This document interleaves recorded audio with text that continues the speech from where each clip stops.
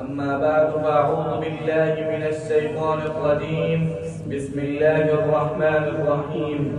إن الله وملائكته يصلون على النبي يا أيها الذين آمنوا صلوا عليه وسلموا تسليما. جناب صدر سی وکالت سازائی کرام مہمان گرامی اور میرے عزیز ساتھیوں، السلام علیکم ورحمۃ اللہ وبرکاتہ. جناب صدر، کہاں سے کروں میں ابتدا، کہاں کروں میں انتہا، سمجھ سے بالا تر ہے جس ذات کی تعریف رب کریم نے ورفعنا لک ذکرک کی صورت میں کی ہے، جس کو میرے رب نے بلند درجہ کا فرمایا ہے. میں اپنی معصوم اور لرزیدہ زبان میں اس ذات کی اپنے نبی پاک کی تعریف کیسے کر پاؤں گا، کیسے اس کی سیرت کا احاطہ کروں گا. کہاں رفعت محمد کی، کہاں تیری حقیقت ہے.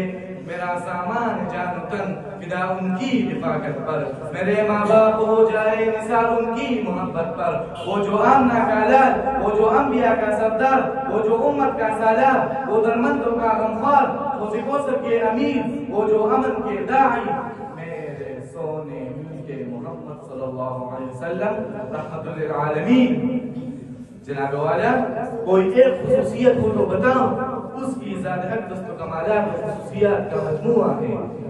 تاریخ اگر ڈھونڈے گی ثانی یہ محمد، تاریخ اگر ڈھونڈے گی ثانی یہ محمد، ثانی تو بڑی چیز ہے سایہ نہ ملے گا.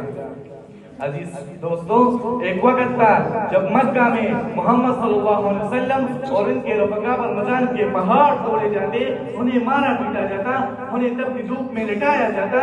ظلم و جبر کو سہ کر کبھی بلال تو کبھی عمار بن یاسر کے منہ سے سسکیاں سنتی تھی.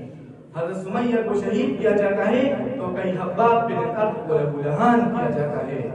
ایک طرف نبی آخر الزمان کے چچا کا کلیجہ چبایا جاتا ہے تو وہاں سرور کونین کے دندان تک کو شہید کیا جاتا ہے.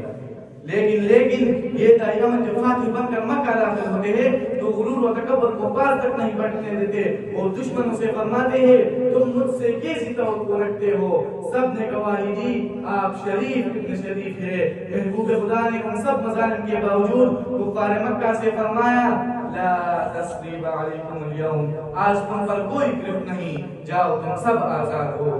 ارے جس کے دشمن اس کی پاکیزہ سیرت کی گواہی دیتے ہو تو ہم اور آپ تو ان کے ایک ادنا امتی ہے. محمد کی محبت دین حق کی شرط اول ہے، محمد کی محبت دین حق کی شرط اول ہے. جو اس شرط میں خامی تو سب کچھ نامکمل ہے.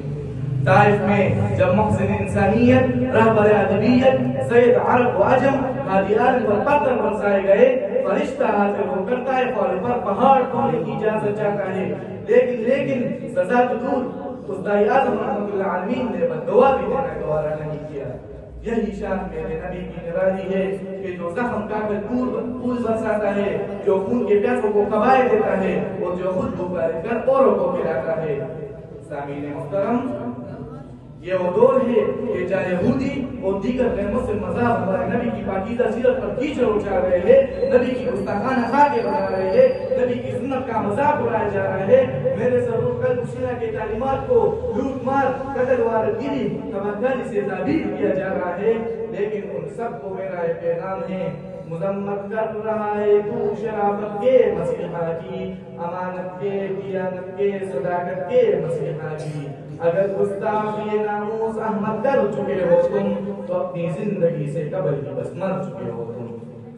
عزیز دوستو، اپنے نبی کی سنت پہچانو، نبی کی سیرت اپناؤ اور امن رہو، امن کا درس دو، جھگڑے چھوڑو، ایک بنو، سچائی اور دیانتداری اپناؤ. امن اور بس امن کے دامن کو پکڑے رہو. نگاہ عشق و مستی میں وہی اول وہی آخر، وہی قرآن وہی وفا وہی یاسین وہی طاہر. آپ سب کی سماعتوں کا شکریہ. والسلام.